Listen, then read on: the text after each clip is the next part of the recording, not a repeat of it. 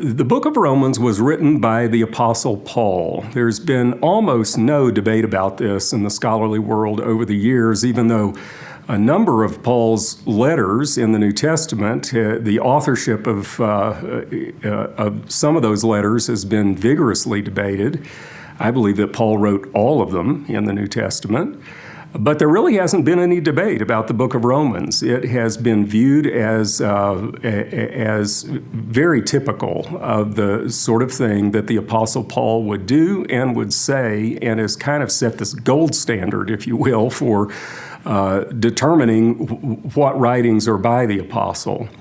So there's not much debate, and there's not really any credible debate about who wrote this book. It was written by the Apostle Paul. It was probably written in AD 57. There's been a little bit of debate about that. Some people think it's a little bit earlier, maybe AD 55 or so. A few maybe think it is a little bit later.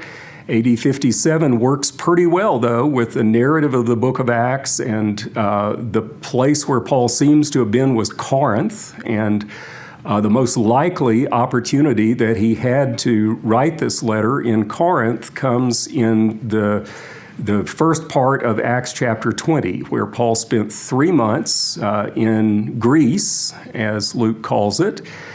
He was probably in the city of Corinth because in Romans 16, he sends Phoebe, who was a deaconess in the church in Cenchrea, apparently with a letter to the Romans, to Rome. And Cenchrea was a little port city right near Corinth. And so it'd make a lot of sense if Paul was in Corinth when he wrote this letter. The best place to locate that is in the narrative of Acts, is Acts chapter 20, verses 1 to 4. And so the best place to date that part of Paul's career is about AD 57. And we know a good bit about what was happening in Rome in AD 57 because we have a Roman historian named Tacitus who wrote in the early 2nd century AD that tells us a great deal about the Emperor Nero. And we also have another historian, Suetonius, who tells us a lot about Nero. And Nero was the emperor in this particular period. So we actually have a lot of evidence for the historical and cultural background of this church to whom Paul was writing.